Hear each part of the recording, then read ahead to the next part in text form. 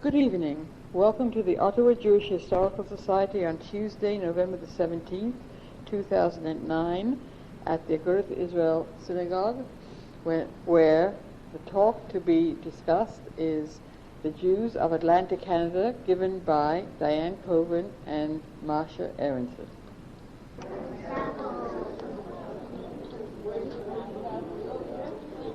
If I may have your attention,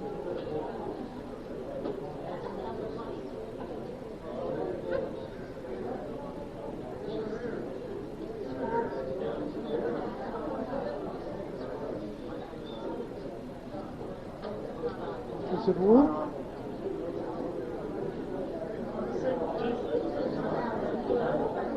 Ladies and gentlemen, we are starting the evening.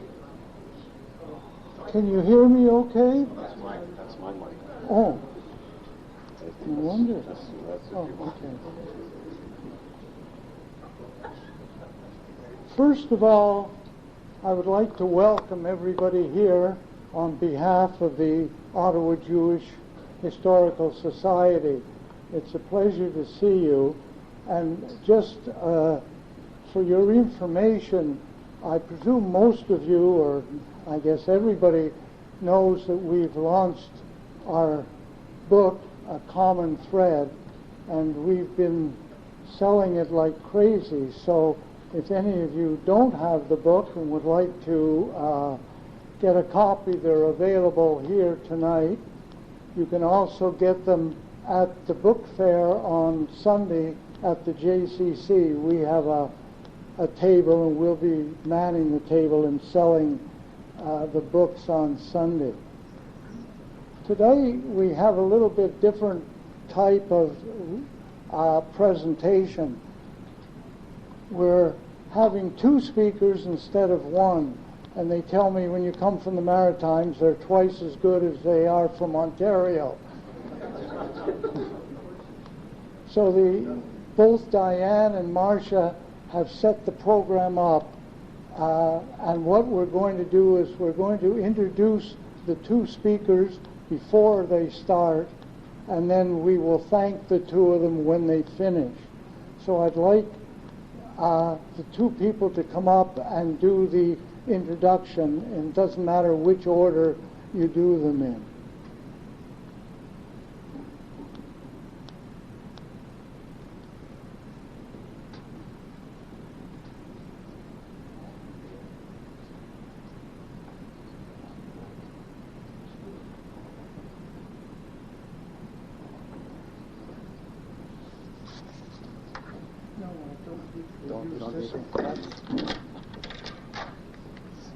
Well, good evening, everyone. I see there's quite a few people from the Maritimes here, and I want to say thank you for letting me come to your meeting.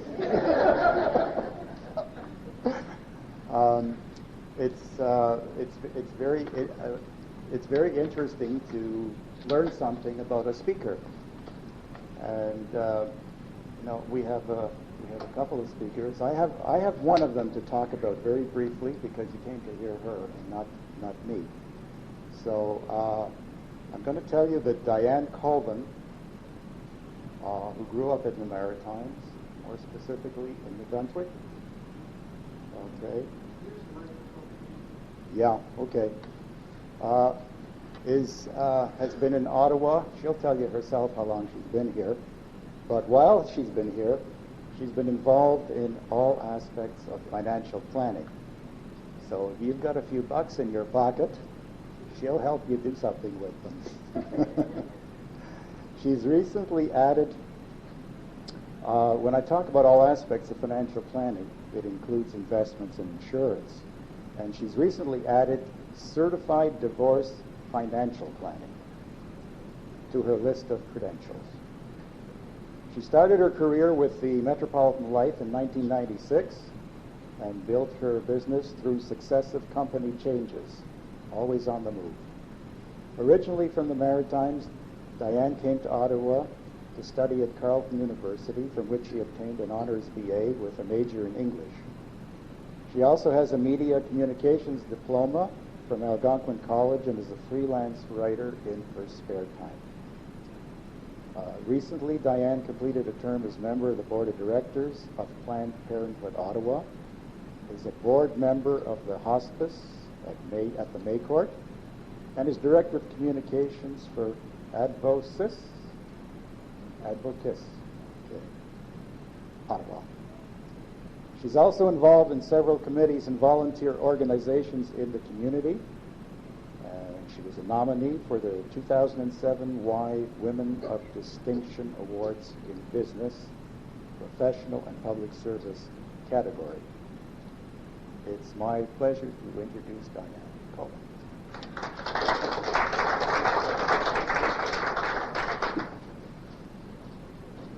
Diane has changed a little bit. Good evening, my name is Diane Colvin. No, my name is really Stuart Lazier, and it's my duty to introduce Marcia Aronson. I've known Marcia for 5 minutes. Now but I have her profile, and I'll be happy to share it with you. But first, I'd like to say just a personal anecdote about my experience with the Maritimes. I had the great pleasure of meeting the Davis family and the Canningsburgs in Halifax and in New Brunswick when I was both studying and working in Halifax in the 70s. And the openness and warmth they extended to me as sort of a newcomer into the community in the Maritimes was something I will never forget.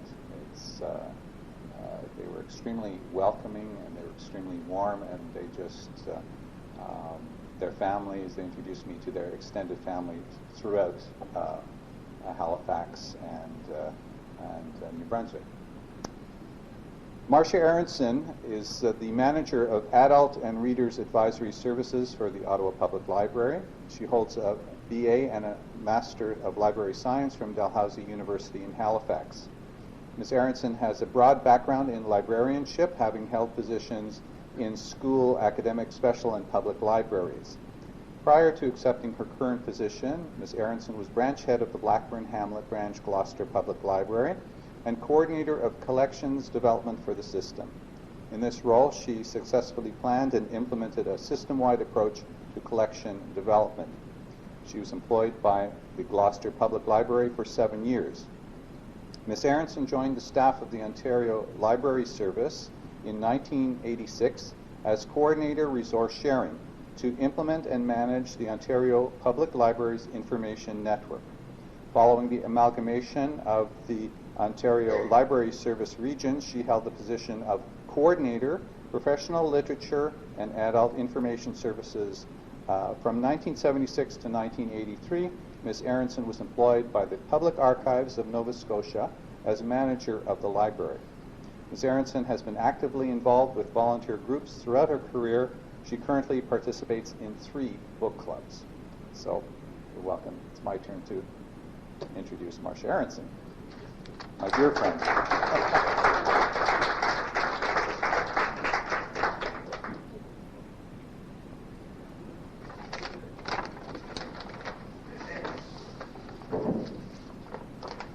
So Diane and I have kind of split up what we're going to talk about tonight. I'm going to start with an overall history of the Maritimes and then focus on my family who are from Nova Scotia. And then Diane is going to talk about specifically St. John and a couple of groups which really were unifying forces for the young people in the Maritime provinces. Most of my historical part of my talk comes from Sheva Medjuk's history of the Jews of the Maritimes, which came out, I guess, mid-'80s. Sheva is from New Brunswick, but has a PhD and has taught in Halifax for quite a long time. I think she's retired now. She plays mahjong with my mom. So I'll talk a little bit to begin with about New Brunswick. In 1781, there was a land grant to an A. Shepherd, but there's no further mention of this man. It's common in New Brunswick to trace the Jewish settlement to Solomon Hart, who arrived in St. John in 1856 with his family. Shortly thereafter, his brother-in-law, Nathan Green, arrived with his family, and the community numbered 15 people. The community maintained strong ties with Boston. The Isaacs brothers arrived in 1878, and the first Yom Kippur services in the Maritimes were held in St. John in 1879.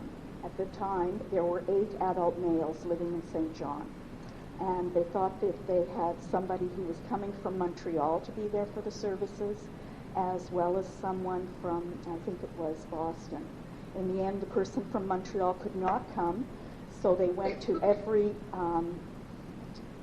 sort of, what are called, little rooming houses and things like that in the city, trying to find a 10th Jewish male, and they did. So they were able to hold Yom Kippur services. The Moncton Jewish community was founded by 22 families from Durban, Lithuania. The men came together. They all settled on the same street in Moncton, brought their families over, and they were the genesis of the Moncton community.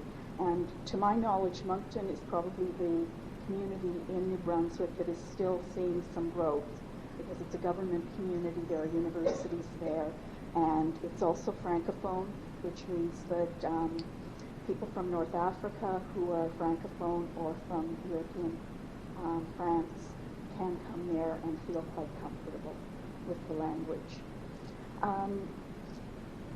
By 1909, Moncton hired their first rabbi. During World War II, the community welcomed thousands of Jewish airmen to the community and established a service needs center. In Fredericton, the first Jewish family arrived in 1912. During World War II, approximately 2,000 Jews were interred outside of Fredericton, and 25% of them went on a hunger strike, demanding kosher food, which the residents of Fredericton provided in the end, as well as other necessities for life to make their living a little bit easier. So that was a wonderful part of, I think, Fredericton history, helping the rest of these people who were in such bad straits. We have representatives here from several communities in St. John, in New Brunswick, St. John, Sussex, New Brunswick, and I don't know whether there's anybody else here or not from New Brunswick. I think the woman down below, yes, right, okay. PEI has never had a really established Jewish community. They've had families there since the mid-1800s or earlier, but there was never a synagogue in PEI, and it's been a sort of an evolving community or revolving community. I have friends who lived there for 5 or 6 years, and they ran the Hebrew school from their house because they had the skills to do it. And then they moved away. They're now in Moncton. Nova Scotia, the first settlers arrived in Halifax in 1749 with Lord Cornwallis. Within a couple of years, the Jews made up 1.5% of the population, and land was set aside for a cemetery. It was taken back a few years later because the town decided that they would have one cemetery for the whole community because of the size of the community at that time. The earliest known document written by a Jew in Canada was the will of Isaac Levy in 1751. The executors were Nathan Nathans and Isaac Judah, both settlers from the American colonies. Samuel Hart arrived from New York in the 1780s, established a business, and became quite wealthy. He moved to the South Shore and lived around the Chester area, which some of you may be familiar with. In the 1790s, Hart entered politics and served in the legislature. He was the first Jew to do so, and he served from 1783 to 1799. He was the first Jew to hold an office in a British legislative body. So that was quite a step for a Jewish person, although he swore his oath on a Bible, a Christian Bible. And his children were all baptized in St. Paul's Church. So you can take from that what you may. By the 1820s, there are no records of Jews in the province. By 1861, there were at least 3 Jews in Halifax, and by the 1880s, there was a reestablished community in Nova Scotia. in 1901, there were 449 Jews in the province. In between 1895 and 1915, synagogues were established in Halifax, Glace Bay, New Waterford, Sydney, and Yarmouth. There were communities as well in smaller towns all throughout the province. Truro, Digby, New Glasgow, all over the place. And there are still one or two families in most of these communities today. The Baron de Hirsch Hebrew Benevolent Society was founded in 1891, and the first Jewish wedding in Halifax was the Blueby wedding, and that's the Blueby family here. Most of them were in Halifax. One brother moved to Ottawa. This wedding was in the 1890s, and there were full-page write-ups in the two local papers at the time. It was quite an event. They blocked off Water Street, which was right down by the harbor, and there were flags flying all over the place. Everybody came to watch, and it was really quite an event. And a number of years ago when I was at the Public Archives, there was one sister to the Blueby family who lived in Halifax, and she lived in the States, and she came up, she was looking for these articles. She was quite elderly at the time, and she remembered that this, the story of this wedding, and she was insistent that we find the articles for her, which we did, and they were fascinating to read. But she was quite disappointed because the late Mrs. Kitts was a flower girl, and she was not mentioned in the write-up. And she was very disturbed by this. I think she wanted us to go back to the 1890s and rewrite the newspapers. Anyway, Halifax, with its ice-free harbor, very deep ice-free harbor, was the major immigrant entry point through Pier 21, and many of you will have heard of Pier 21. The community met the ships to offer aid to Jewish immigrants and refugees. During World War II, Jewish servicemen were supported through a servicemen's club in Halifax, and this club welcomed all servicemen, not just Jewish servicemen. And so it was quite unique because most of them were very specific in terms of religion, and color was an issue as well. There were many marriages that came out of this service club. My in-laws, my aunt and uncle, they met at this club, and I'm sure that many of the Halifax residents know other people who did as well. Following the war, representatives of the community met every ship that docked at Pier 21 to aid displaced persons from Europe. They were tremendous. They came, they had their language skills, they brought food, they made sure everybody had their little peckle to go on the train, and if they needed anything else, they offered it. They were quite wonderful, and if you listen to the audio at Pier 21, you'll hear some of the Jewish stories. I was in there one day and I picked up, they have headphones throughout the museum, and it's oral histories that, from a whole variety of people. And I picked up one headphone and I thought, I know this voice. And it was Mary Ann Ferguson, who I grew up with and still know very well, and her daughter and I were close friends and still are. And she was recounting her involvement and her mother's involvement. Her parents were very, very devoted to helping the community as they came through. From the 1930s, I should say that the museum at Pier 21 tells the story of anybody and everybody who was arriving in Halifax. And the museum itself was largely a project of Ruth Goldbloom, who was from New Waterford, and she's received an Order of Canada for the work that she's done, as well as many, many other honors. And it was truly a labor of love, and she's still involved with the project. From the 1930s to 40s, Dalhousie accepted many, many Jewish students to the law and medical faculties. Dalhousie was one of the few universities that didn't have a quota system. So there were a lot of Americans who came up to Dal, as well as people from other parts of the country. And my father and his brothers were at the university then. Nordo's father would have graduated by then. He graduated in the mid-30s, I think, but the community was very, very welcoming to all of these students who came. And I know my grandparents lived across the street from Dalhousie, and invariably there were students in there, sprawled on somebody's bed, and eating my grandmother's goodies.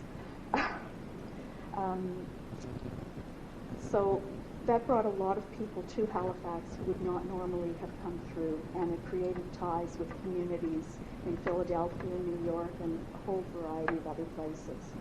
A lot of bonds.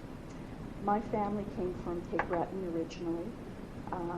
The Jews began arriving in Cape Breton in the late 1880s. My grandparents came over as children in the late 1880s. My grandmother's family came through New York and eventually settled in Cape Breton. My grandfather's family came and first went to Parsboro Spring Hill because of the coal mines and then to Cape Breton. They were actually first cousins, my grandparents, which was not uncommon at the time. So many came in the late 1880s and early 1890s as a result of newspaper ads placed in Europe looking for people to work in the coal mines. My grandfather worked in the mines for a time as a child because they looked for people who were tiny. And so he dropped out of school in grade 3 or 4 and he worked in the mines. And I don't know, Bill, you might have stories too in your family. These also came over as farmers. They came as farmers too, and there was no farmland there. The mining companies offered free transportation to miners. Most of the Jews did not remain working in the mines for very long. It was an awful life. They started businesses. They were peddlers. They traveled around Cape Breton. There's a wonderful story, in fact it's from Ruth Goldblum's family, of, I don't know if it was her father or her grandfather who came over, and he was a peddler and he'd travel all through Cape Breton. He'd be gone for weeks at a time, and he came back and he says, I learned English. Well, he started to talk and yet nobody understood him. He'd actually learned Gaelic. So that was I think that's a lovely story. So the Jews did very well in Cape Breton. The population grew, and at one point it was much larger than Halifax and was for quite a while. By 1921, there were 441 Jews in Glace Bay. There was a separate building for the Hebrew school, which opened in 1927, and my grandfather was the chair of the education committee in the shul, which was responsible for opening a separate building. And I found that out from Judge Louis Dubinsky, who found an article for me once about that. And many of you may know his daughter, Carol Pascoe, who's a member of this congregation. The community in New Waterford was quite similar. There were a lot of business people, peddlers as well. Sydney proper, Sydney had two communities really. There was Sydney proper and there was the pier, Whitney Pier, which many people remember fondly or not. All of these communities were very active and vibrant, and there were a variety of men's groups, women's groups, Zionist groups, Hadassah, you name it, it was there. And the same thing was throughout all of the centers in the Maritime Provinces. Each center had their benevolent society and their Hadassah and their women's leagues, whatever.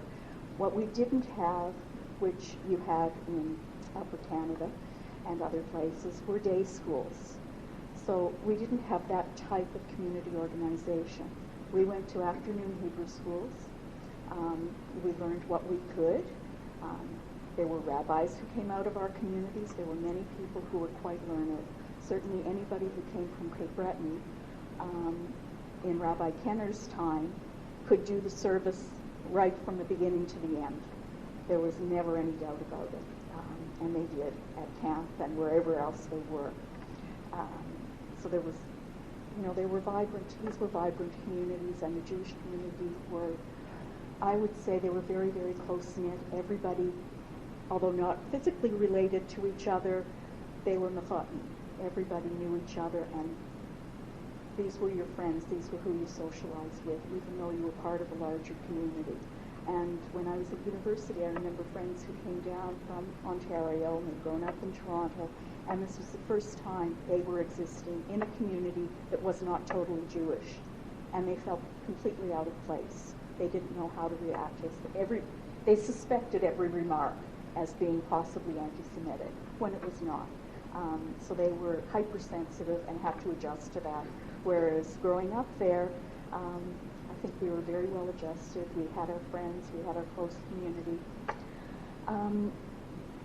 In terms of Yarmouth was another significant Jewish community in Nova Scotia. The synagogue eventually merged with the conservative shul in Halifax. Just a few years ago, and the Torahs and the Aron Kodesh were moved to Halifax. Someone in Halifax has just passed away. I didn't know her, but Mom was telling me on the phone the other night that she left $394,000 to the shul in Halifax. So there were strong connections. In terms of achievements, Percy Gom, Pinky Gom, from the Pier in Sydney, who was a cousin of ours, was the first Jewish minister in the Nova Scotia legislature during Stanfield's time. Nate Green, who was my uncle, was the first Jewish judge appointed in Nova Scotia. Louis Dubinsky, who I mentioned before, was the first Jewish Supreme Court judge in Nova Scotia. Joe Zatzman, my husband's uncle, was the first Jewish mayor in Nova Scotia. And Connie Glooby, who was from Ottawa and married into the Glooby family in Halifax, was the first Jewish Chief Justice in the Supreme Court of Nova Scotia. Myra Freeman, whom I'm sure that Diane will mention because she's from St. John, was the first Jewish Lieutenant Governor of Nova Scotia. Growing up in Halifax, and Nordo or the others, please step in. There were 2 synagogues, each with its own Hebrew school. There were 8 kids in my class in Hebrew school all the way through. We knew each other very well. There were no day schools, as I said before. Everyone in the community worked hard for their synagogue. And the synagogue was really the focus of the Jewish community, both synagogues. My parents, Nordo's parents, Paula Obulnik's parents, and the Gloobies were all founding members of the Conservative Synagogue in Halifax. And that synagogue was very, very important to us. It was their social life, it was their religious life, and it was our education. And, you know, we all went to Shabbat services every week. Everybody went. If there was going to be a party, a bar mitzvah, a bat mitzvah, everybody was invited. If there was a New Year's Eve dance, everybody came, and the women were in the kitchen. They were, you know, fixing up the chickens, pulling the feathers and everything else, and cooking the meals, and they did it all good-heartedly. They were, you know, the Women's League was having their tea and sales because you had to raise money for the shul, and that was really the focus of our life growing up. We lived a few blocks away. We'd go to shul on Saturday, and we'd take the Greens would occupy about a row and a half up at the front with my grandfather at one end, and he would walk home with us after services. And if we went for drives in the country, he would come with us. We learned the service by listening to him sing it as his songs, the songs that he sang. And so we'd sing along with him, and that's how we learned the service. And as a family, we were very, very close-knit. My grandparents moved to Halifax in 1931 when the oldest uncle, was ready to start university. And as I said before, they moved across the street from Dalhousie. They had a little store, and everybody went into that store. The rest of the family stayed in Cape Breton, but the ties were strong, and everybody would come to Halifax. They always knew that my grandparents' house was open. Our house later on was always open. They'd call from the Rotary, if you know Halifax. The Rotary's just sort of at the edge of the mainland of Halifax, and say they were in Halifax and they were coming for dinner. And, you know, they'd come for dinner, they'd stay for a few months, depending on whether somebody was in hospital or not, whatever. It was always open house. Some of you would know Ronnie Green, who married Sue Zelikovitz, who's a cousin, and he would come through when his parents were still living in Place Bay, and he'd stop in Halifax to wait for the plane for the next day. He'd call on his way into town. He'd arrive. My father would put the bottle of rye or scotch or whatever it was out on the table. They would go to bed, and Ronnie would be gone the next morning, and the bottle was empty. And, you know, in terms of, go back to Dalhousie a little bit, there was some anti-Semitism for sure.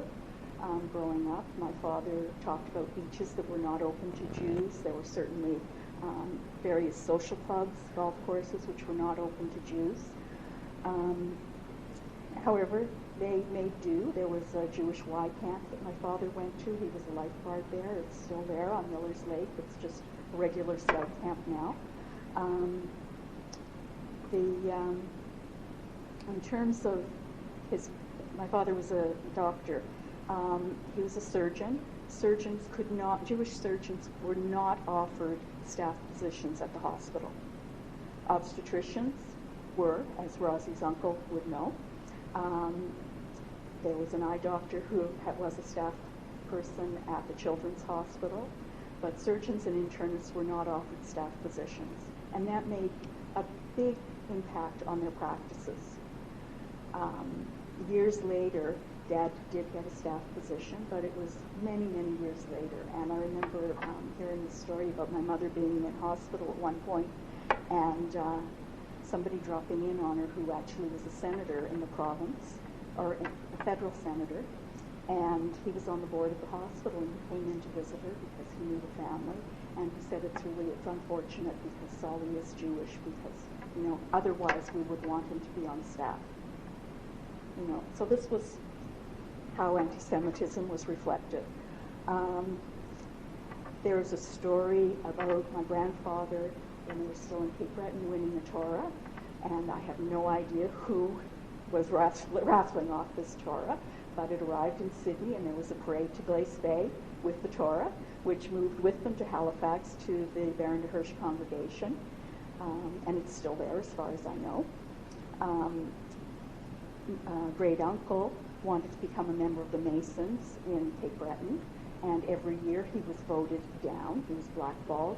The one particular person who would blackball him every year was a doctor, so they set things up so that he got a call from Dominion, which was a little bit outside of Glace Bay, that they needed him right away just as the meeting was started, and that was how this great uncle became a member of the Masons, because the fellow wasn't there to blackball him. Many of my great uncles were bootleggers. On the pier, they brought in liquor illegally during Prohibition. There was always a poker game going on in the back room. They were quite the characters. There's a story from Glace Bay about a tongue. My grandmother used to play cards one night a week, and this particular night they were all there playing cards. You know this story? And one of the women says, I got a lovely tongue from the butcher this week. Well, somebody else says, I got a lovely tongue. Anyway, everybody got a lovely tongue. They only slaughtered one cow. So by morning, the butcher was gone. There was another story in New Brunswick, which I don't know if Diane might know this story, and then I'll close. But during the war, long-distance calls were monitored by the authorities.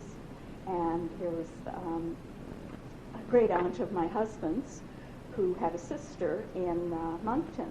The great aunt lived in St. John. And one or the other of them got a goose and called the sister to say, I got a lovely guns, or the guns has arrived. Anyway, whoever is monitoring the call, immediately the Mounties were on both doorsteps looking for the guns. So, we heard lots of wonderful stories. I'm sure they're very similar to stories that you heard growing up here. But it was a very different community than growing up in a larger center. We really relied on each other a lot. We were friends with everybody. I'd get on the bus and I'd see someone from the congregation. They'd immediately throw their arms around me. I was like another one of their kids. And it was a wonderful, warm experience growing up there. And I don't know how other Haligonians feel about it, but that was my memory of it. Marlene? Sure, please do. I don't remember how many years ago, but it was when Myra was the lieutenant governor. And I was going back to Halifax with my partner who wasn't Jewish. And I'm showing the sites, and here's the shoal, and here's the social work where I went. And I see a woman coming out of the Bendix building with modern incarnation of the children we're talking about. And I say to him, "Stop the car!" And I get out of the car and I run over and I really have to jump up to grab this woman around the neck and I hug her and I guess eventually she hugs me back. Say hello, we say goodbye, I get back in the car and I say to my partner, "That was the lieutenant governor." "Oh," he says. He didn't believe a word, but I didn't find out later that he didn't believe me until we went the next day to Citadel Hill. There was some kind of ceremony and Myra was reviewing the garden. So then you had to believe me. Yeah. And that only in Nova Scotia can a Jewish person jump on a Jewish lieutenant governor. Because I think she was my camper one year. Probably. As I recall. Yeah, I bumped into her in Mills Brothers one day. She had her retinue with her, and we gave big hugs, and it was lovely. I just wanted to pass around a couple of pictures. One of them is from Glace Bay High School football team in 1930, and my uncle was there, and other people that. This is a picture from our Hebrew school around 1960, and Nora, you must be. And this is our picture. That's our Maccabi captains, Captain Ema and Diane and I are both there. That's right. That's it. I turn it over to you.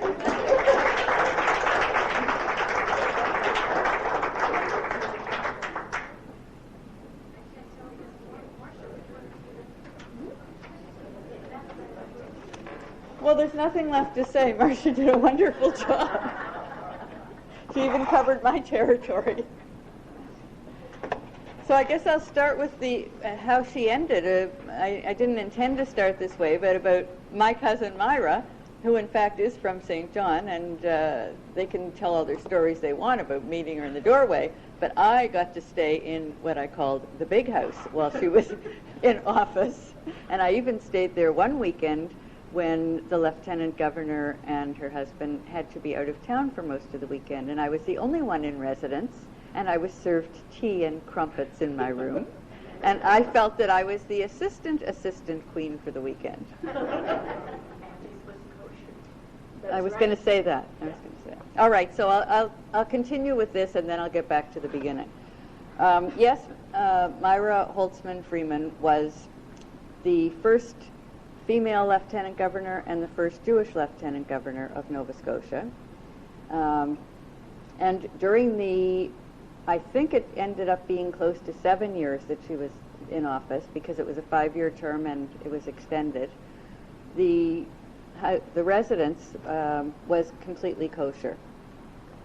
It wasn't advertised to the general public, but when people came to visit from all around the world, and dignitaries had their special formal dinners in the dining room with the huge picture of the Queen, they were not feasting on maritime lobster, as they probably did before and after, but it was always fresh salmon. And Myra and Larry were pretty sick of salmon by the time they were out of office, because that was the big treat, and that's what was served to all the... And the one anecdote I would like to tell about that is, when I did go, the first time I went to visit when they were in office, I was there for a weekend, and when I arrived on a Friday afternoon, Myra told me that they were having guests that evening.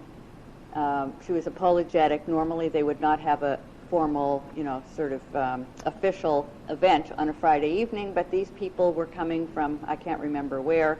They were only there for a couple of days, and it was important that they be entertained, so they were having this special dinner, which I took to mean, I should make other plans, but she insisted, no, you're here. Of course you'll be included. I just wanted you to know.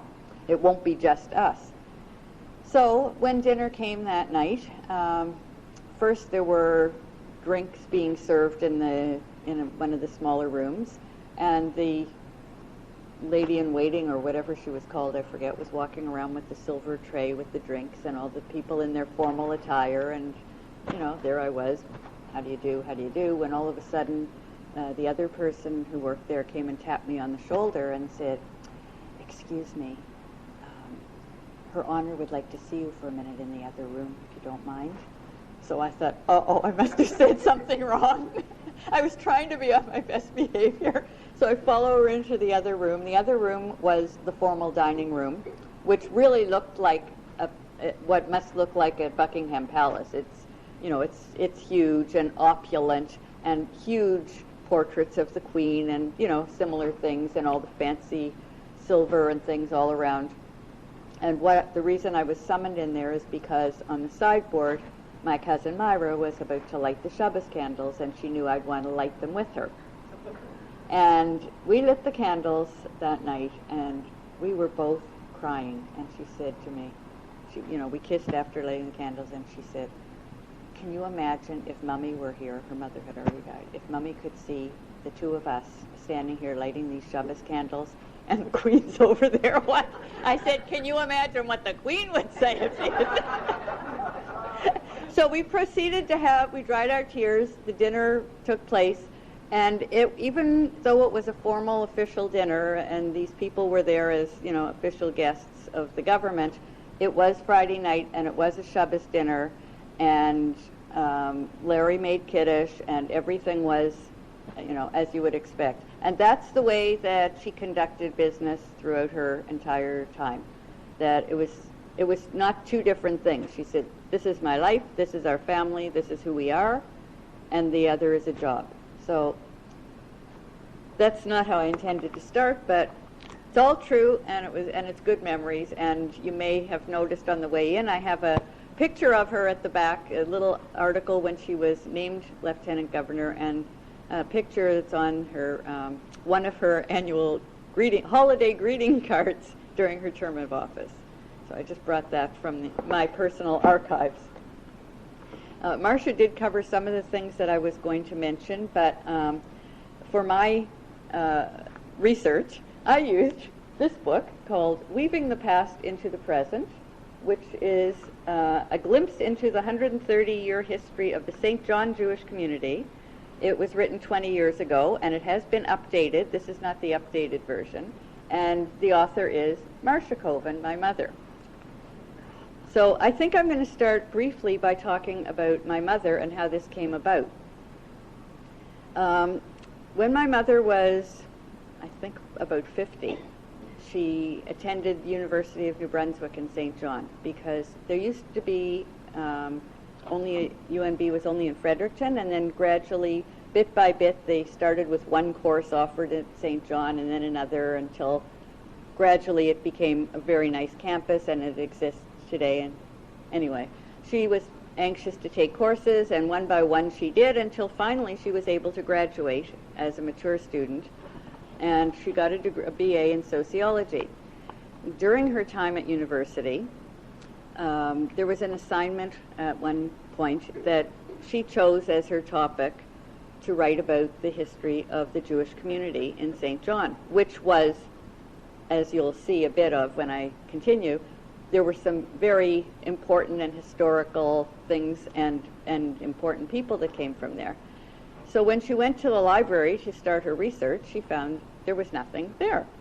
She went to the New Brunswick Museum. There was nothing there. The closest she could come to reference material was when it said, "Jews see other." And so there was nothing really there. At that time, there were still a few old-timers alive who remembered, to get an oral history. So my mother was very upset that, they were going to come and go and there would be nothing left. And, as you and members and friends of the Historical Society will appreciate, that's a terrible thing. They made a mark, and someday nobody will even know that they were there. She decided that she had to write that essay, and she would have to do it by doing her own personal research. So she bought a tape recorder, and she started by going around to any old people that were still around and getting their stories and recording their stories. Bit by bit, she accumulated, and then by word of mouth, people would tell their friends, relatives, whatever, that she's researching, and people would send her stories and anecdotes and letters, and one thing led to another, and the whole project, it was like it steamrollered, it mushroomed along. People started sending her things, not just stories, but souvenirs, things, marriage certificates, all kinds of things that, they from all around the world, as their relatives told relatives, and they'd say, oh, I have my parents' whatever that, so they sent it.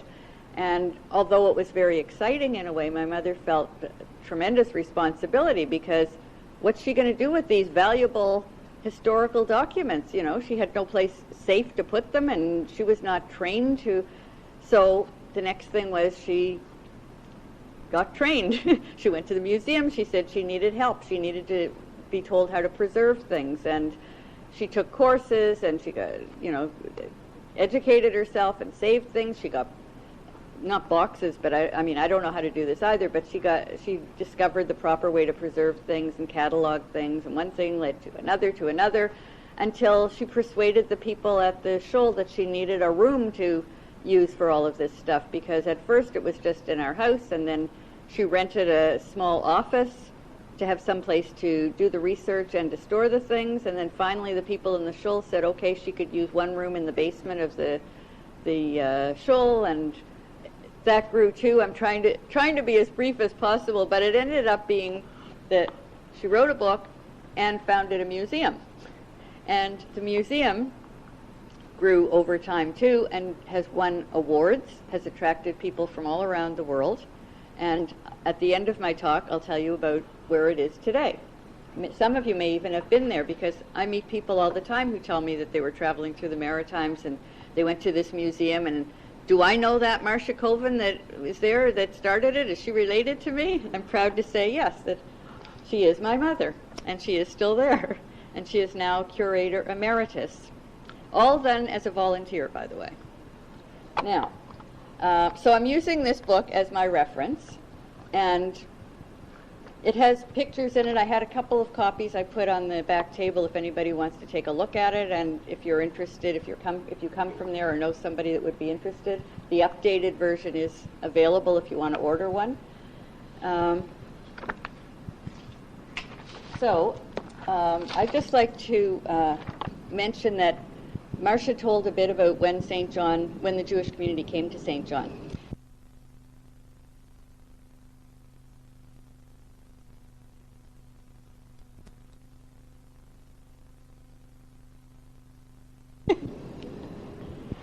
So there were, as I said, 3 waves of immigration. The first one was in the mid-1800s. According to my notes, it began in 1858 with Solomon Hart and his family. Now, what I find really interesting is the first wave that came from England were very upper class, I guess you would call it, aristocratic. There were the Harts and the Isaacs and several other families. It says that the Harts established a tobacco business. Then a year after Solomon Hart arrived, he brought his brothers-in-law, Henry Levy and Nathan Green, also tobacconists from New York. These British citizens had been established merchants in England. A couple of years later, Abraham and Israel Isaacs were added to the directory. They married Hart's daughters. What I find interesting is that anyone from St. John or who has been there will know this, that the names of these families remained. Like there were all the first names, and the tobacco business was there. The Greens had a tobacco store at the Head of King when I was a teenager there. It was the same names, the same business.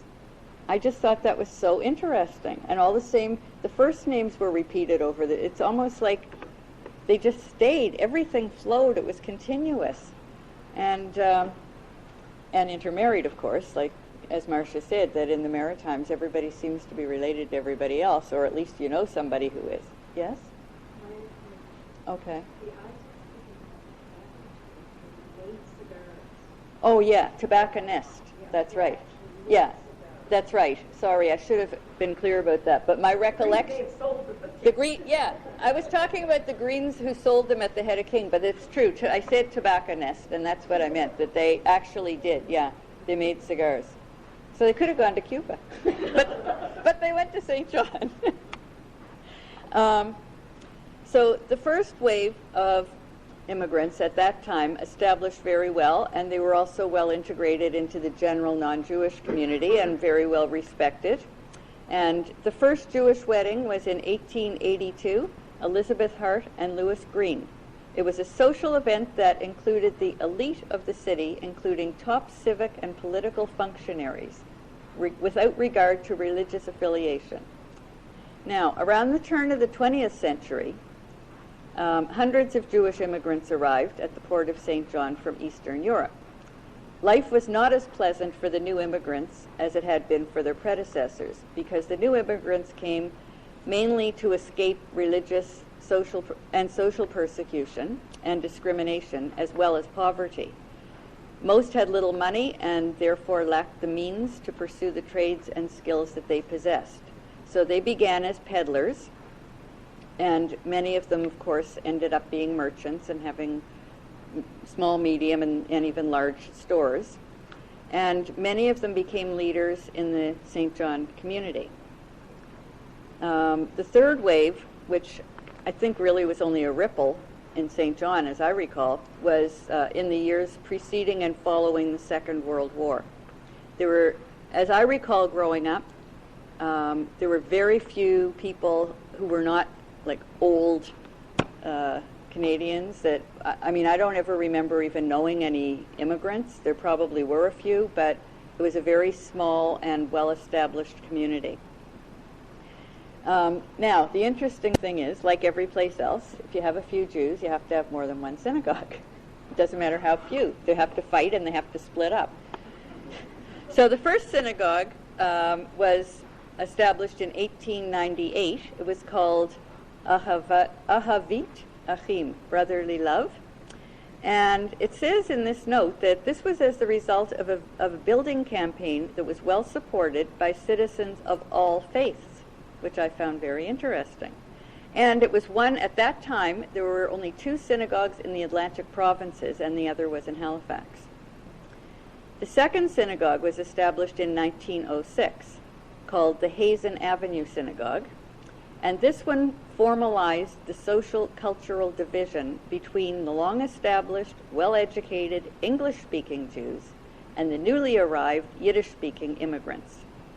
Both congregations were Orthodox, both had a rabbi, and both had religious schools for their children, but they couldn't be in one shul. The third synagogue was, finally, in 1919, they decided that they would try to get along, and they amalgamated. So they purchased a former church at the corner of, what's it called? Anyway, yeah, hey, and I forget what this, isn't that awful? Anyway, they purchased this church. It became Synagogue Shaarei Zedek, and until last year, that was the synagogue still in use. In terms of numbers, in 1920, the records show that there were 100 children in the Hebrew school, and based on the number of people that were paying members, it says, at the shul, and that each family averaged 5 children, they estimate that at that time there were approximately 1,400 Jewish people in St. John. 1920, 25, something like that. As opposed to last week when I was there, and there are approximately 30 people. But that's what happens. In 1896, the first Jewish Immigrant Aid Society in Canada was established in St. John, New Brunswick. Now I'm getting into, I'm just sort of, these are tidbits of trivia that I think are of interest. In terms of the immigration, I'll go back to that a bit. In 1921, and this is something that people here will, our community will sort of bond our communities. Everybody here knows of and has heard of the wonderful thing done by Mrs. Lillian Freeman when she went to Europe and brought Jewish orphans to Canada. I think from what I read, she brought 150 orphans to Canada at that time. and 7 of them were taken to St. John. It said in the book that 2 of those 7 didn't stay long for various reasons, but 5 stayed and were brought up in St. John. And of those 5, 3 of them were siblings, Joe Jacobson and his brother Isaac Budovich and his sister Edith Fine. They had different last names because they were taken in by different families and took the names of those families. I have a picture in this book of the 3 of them, which you can look at closer after if you'd like. They're very sweet. And Joe Jacobson is still living in Halifax, where he moved, and his daughter, Shelley Barrison, is right there with tears in her eyes. And that's because of Mrs. Lillian Freeman of Ottawa. So that's one of many touching stories that took place. People that came from St. John who... Is that this? Yeah, so what can I do? Is this? Stand back? No, it's probably this. Probably the paper was on it. I want to mention a few other people who came from St. John that you might be surprised to find out about. Louis B. Mayer, famous Hollywood mogul. Anybody here know that? I was surprised, not because he was from there, but when I did the research, I had always heard the stories growing up. I thought he was born there, but in fact he wasn't born there. His family moved there when he was a toddler or whatever, but he did grow up in St. John. And in later years, long after he was gone and famous in Hollywood, he and his cousin Jack Cummings, and I'll talk about the Cummings in a minute, donated a chapel at the Jewish cemetery in memory of their mother, who is buried there. Well, not their mother, his Mayer's mother, but their cousins. So that's a couple of them. Now the Cummings family, Nathan and Jack Cummings. Anybody here familiar with that name? Okay. Yeah, but they're from St. John. They really are from St. John. Nathan Cummings was born in 1896 in St. John, New Brunswick, the first child of Jewish parents who had immigrated from Lithuania. As Marcia said, many, if maybe most, of the Jews from that area came from the same tiny little village of Dorbian. And by the way, I haven't seen it, but a book has just been written by some scholar in... Danny Jacobson, who's living in the States. Australia. Oh, in Australia? Okay. It's called Dorbian. Yeah. And it's a fictional story. Yeah. And while I have the floor, I want to tell you an aside. Yeah, have the floor. Go ahead. Freeman's first Hebrew teacher. I taught him in Halifax in the old hostel on Dimple Road. Okay, there's another tidbit. I'm sure we'll have time for personal anecdotes at the end. I haven't got that much more because I assumed that there would be a lot of Maritimers and people would have their own stories. So, yeah, that's the story. It is fictional, but he did a lot of research and talked to people from there. So, it says about Nathan Cummings, it was pure chance that he was born Canadian. His parents had disembarked in St. John, the first port of call, assuming it was their destination, New York City. Now, a lot of people have asked me over the years, like, what were people doing in St. John, New Brunswick? How did anybody land in St. John, New Brunswick? And it's not such a mystery when you think about it, because it's a winter port. And, this is a good time to say that. I mean, there were ports. We all know about Ellis Island in New York, but Halifax and St. John were also, on the same eastern seaboard and winter ports, and a lot of people, whether intentionally or not, landed there. Many people who landed in St. John, and probably Halifax too, had intended to go elsewhere, so they got off, they had their little package, and they got on the train and went west. And that's another story, the people that went west and where they got off. But many people got off and they stayed there. And that's just, how it developed. So Nathan Cummings, he was, let's see now, by the mid-30s it said he had acquired McCormick's Biscuit Company, which he sold to Weston.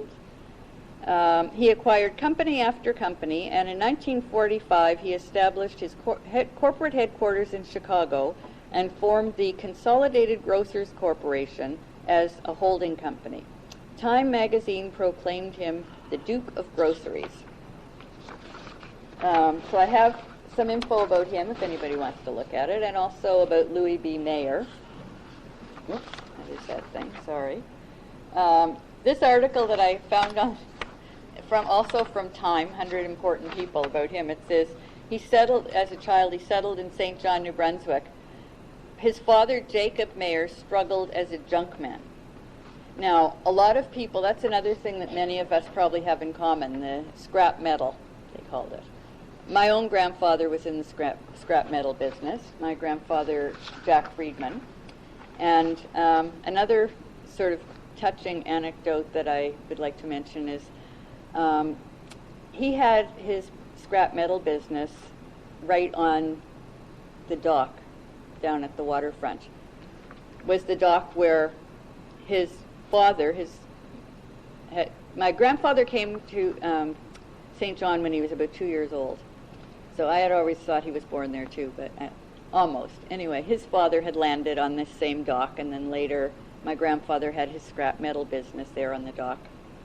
And I mentioned that I was in St. John last weekend for my father's 90th birthday. And my parents moved just last year from the family home to a condo, which is right on the water at this same spot. And my mother said she sits in the window and she looks out at the boats that come right up to the window, because the building is like right on the water. And she says she just thinks to herself, what would her grandfather have thought when he got off the boat at this exact spot? He couldn't speak English. He had almost nothing in his pocket, no money. Didn't know where the heck he was landing and what was going to happen in the future. If he could see her sitting there, or if he could have seen it last weekend when she was there and I was there, the next generation, and my children were there, the next generation, all sitting in the living room of this lovely apartment on the exact spot talking about it. And it, my mother said she sits there and she's like overwhelmed sometimes thinking about that. So anyway, that's, I'm going to name a few other well-known people. Myra was at the top of the list. Senator Erminie Cohen was born and brought up in St. John and still lives there today. Ella Grossweiner was the first cultural affairs officer in St. John. Eli Boyaner, well, according to this it says he was the ultimate Boy Scout, but known, everywhere. I don't know the exact accolades or what his title was, but Mr. Boy Scout. Diana Abramsky, founder of the Thyroid Foundation of Canada. Ben Gus, first judge from the community. The late Joe, and the still living and painting Herzl Koschetsky, world-renowned painters, artists. Sam Davis, Rosie's uncle, Rosie Kanigsberg's uncle, the first Jewish mayor. Martin Hoffman did research with Banting and Best, discovering insulin. Ben Goldberg, Chief of Staff of Children's Psychiatric Hospital in London, Ontario. And many other people who have achieved great things in the professions, who are living all around the world, who came from St. John and are proud of it. And we're proud of them. So what I thought that I was going to be talking mostly about St. John, which I obviously was. I also have this book. I don't know how, who's going to be interested in looking through other things. This is not about the Jewish community. It's called West Side Stories, and it's about the west side of St. John. But I just found it on my bookshelf yesterday, and I was looking through it, and there's a chapter in here, Jerry Coven, Memories of the Fairville Department Store and the Star Restaurant. So some people may want to look at that because, if you're familiar with those places, it's basically my father telling the story about when his parents came from wherever and started these businesses. And they're familiar stories, and some of you may have relatives that were involved in it. So I have that. Also,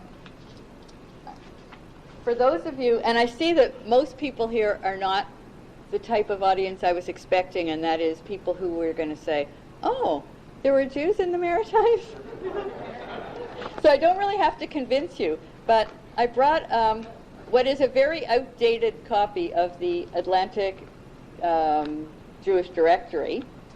I wanted to show, like, some of you may have seen Chabad. They have maps every place with all the dots, to show that Chabad is every place in the world. So in the Atlantic Jewish Directory, there's a map of the Atlantic provinces with dots all over it showing where there are Jews in the Atlantic provinces. So you may want to have a look at that. And because I'm focusing mostly on New Brunswick, I just wanted to tell you that, again, this is a few years old, but not very many, so it's fairly accurate to date. Besides St. John, which is the largest city, there are, according to this directory, and these are only the identified and identifiable Jews in New Brunswick, there are Jews in Bloomfield, Carter's Point, Dieppe, Edmundston, Fredericton, Johnson Point, Miramichi, Moncton, Granby, Hampton, and Renforth, Riverview, Rothsay, Sackville, Roussillon, which I never heard of. Never heard of it. Stanley, St. Stephen, Willow Grove, Woodstock. And those are just the identifiable ones that are in this directory. That's pretty up to date. So yes, there are Jews everywhere. And in terms of what has happened in St. John, now I told you that there are now only about 30 people. And in many, if not most, small communities, not just in the Maritimes, but in particular, that's what happens. People move away, they go elsewhere, they go to the big cities, and most do not return. So eventually, the small towns, the communities dwindle, the shuls are sold or torn down, the Torah is given to another congregation. It's a familiar story. But in St. John, there's a happy story. This is what I call the Jewish community that would not die. When they got to the point last year where it just really was not feasible to keep the big, beautiful shul, which they have, until now had been keeping going and having services every week. I don't know how they did it. The city of St. John purchased the property. It's still there. I think they're supposed to be tearing it down, but they didn't designate it heritage. What would have been a tragedy, they turned into a happy story. Instead of just closing down, they purchased a new building, an old building, but new for the shul, in the center of the city. It's a beautiful old, I think, heritage building, completely refurbished it. I was there last week for Shabbos services. It's absolutely magnificent. It houses the museum, which was brought over intact and has beautiful premises now. And they brought the Oren Kodesh, the seats, whatever. It's in use. It's there every week. People have services every week. There's an article recently in the Canadian Jewish News, which I made a copy of if you didn't happen to see it, telling about how they've moved to the new shul. There is, in the museum, every year, besides having the regular exhibit, every year there is a special exhibit in one room. And this year it's weddings. And there are three mannequins with wedding gowns, from the people who actually wore them. And beside the gown is a picture on the wall of the wedding and the wedding party and telling all about it. And I knew these people. And one of the weddings was my aunt, my aunt and uncle are just celebrating their 50th wedding anniversary, and I'm in the picture in the front row as the little junior bridesmaid. So, it's just, so I brought with me from the museum some brochures that they had printed, and it has a picture on the front of the new shul /museum. It has a brief history inside of it all. And if you want to become a member, it has a membership form on the back. But it's very interesting. I also brought a couple of the newsletters, the most recent one and the one before, in case you want to read about it. And this one, which the exhibit is still there, is there's a Shabbos table Friday nights on 5th Street with pictures of the Davis family. That's also Rosie Canicksburg. And I told her the other night, they have a TV with a video going beside the Shabbos table, a continuous loop with Dr. Nordo Canicksburg sitting at the table. Eating and eating and eating and eating. Continuous loop all night.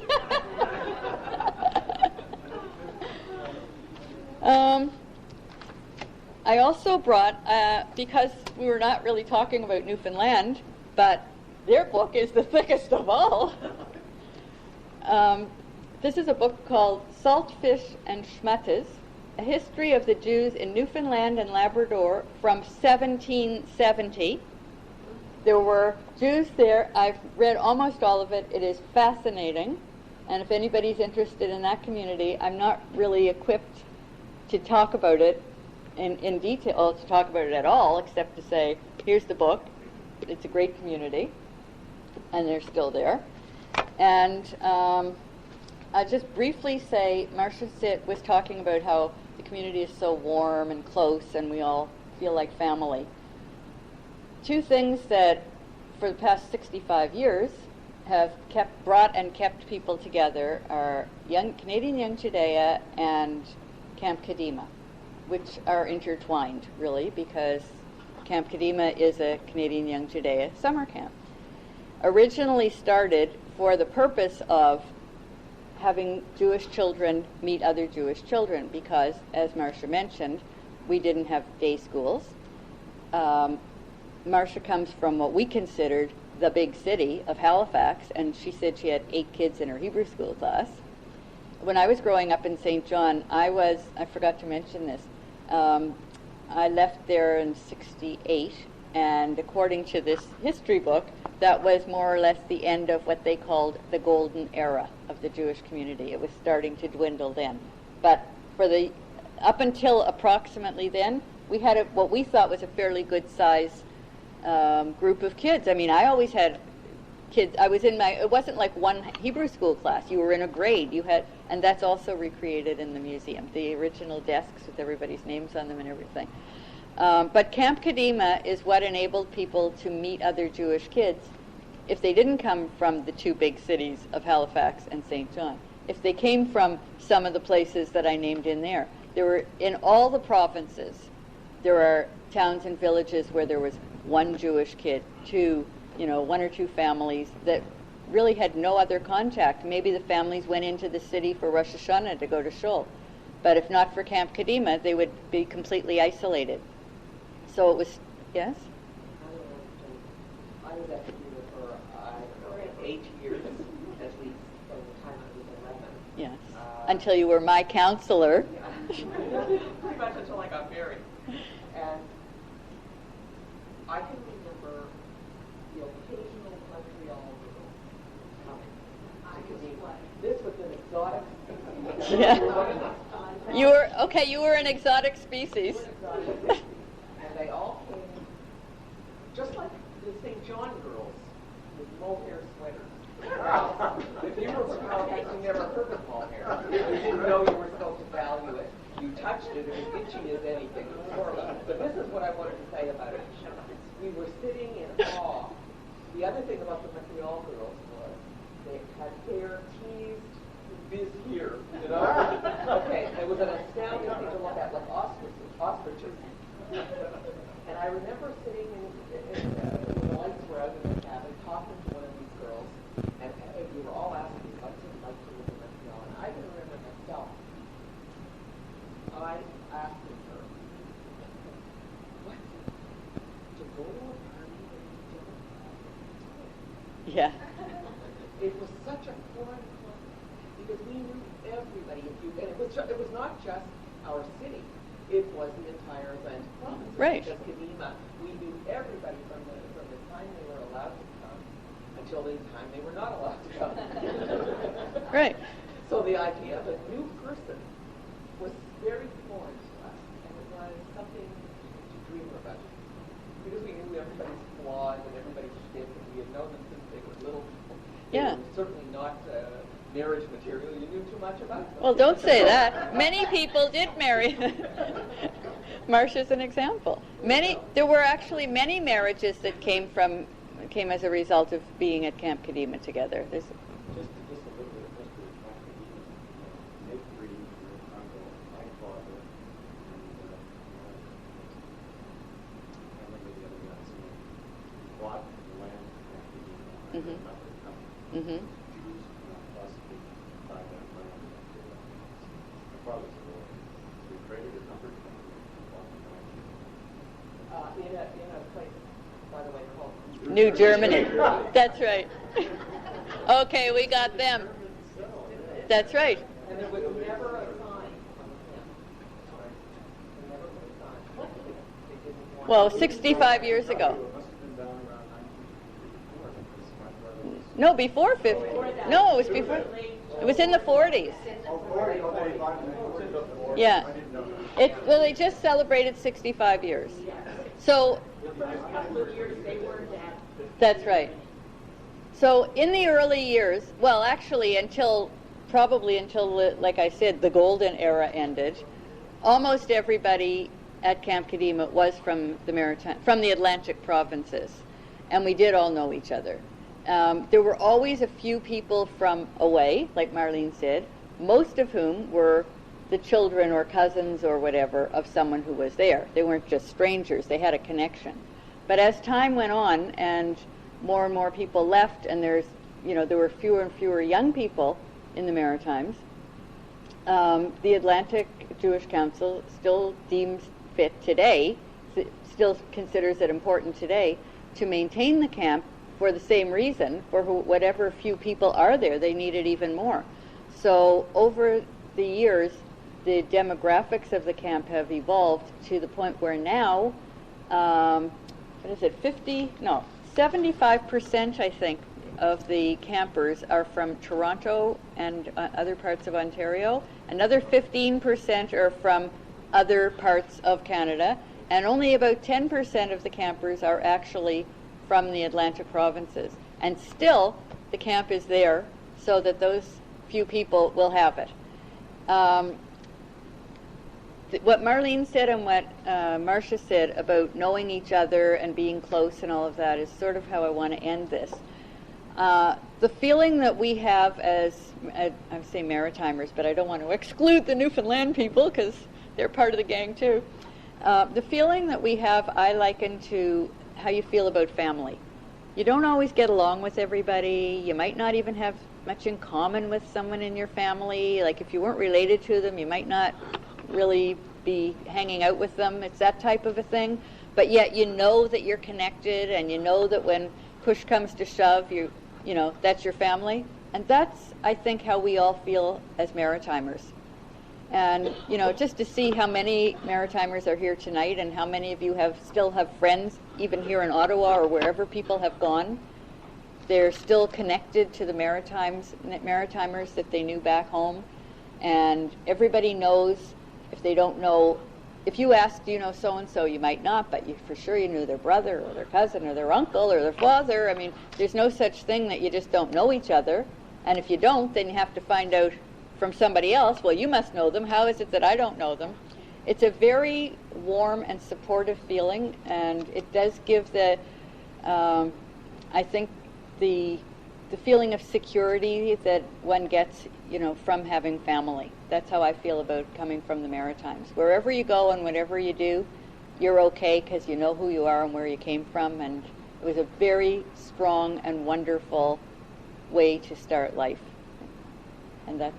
And now, those of you who know the song, I'd like to end up with a rousing rendition of "As long as we all pull together, Kadima will grow more and more. Our camp will be bigger and better than ever it has been before. Camp Kadima is on the march with flags unfurled. Today for unity, for a brand new world. Judeans are for unity, for a brand new world. Thank you very much.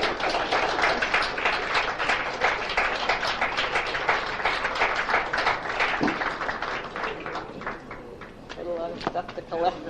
Just before that, if I could say, not only was there Camp Kadima, but you have to realize that later on in years there was another great violent force also, which was the Jewish men's fraternity in Halifax. We had our own fraternity. Yeah, but that was only for men.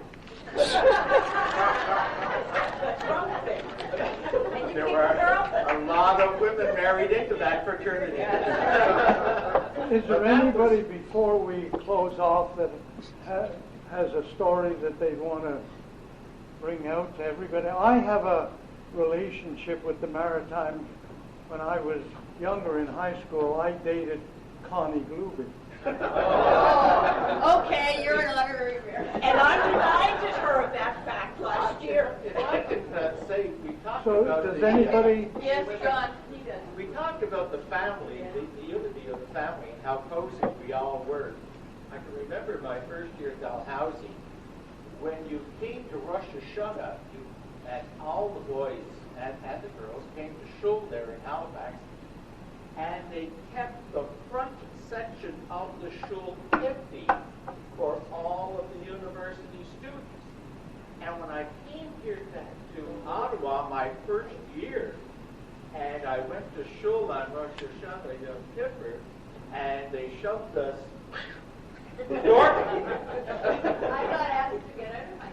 Oh, I'm telling you, I couldn't get over it because I was used to being, come in, we want you, you didn't have to be. But I couldn't get over the difference between the two communities. It was really shocking. Anybody else? Okay, I'll ask Phyllis and Shirley to come up and thank our speakers.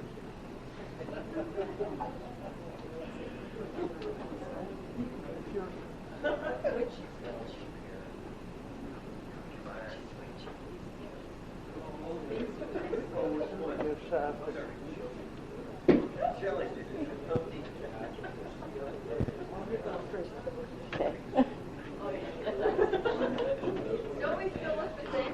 We do.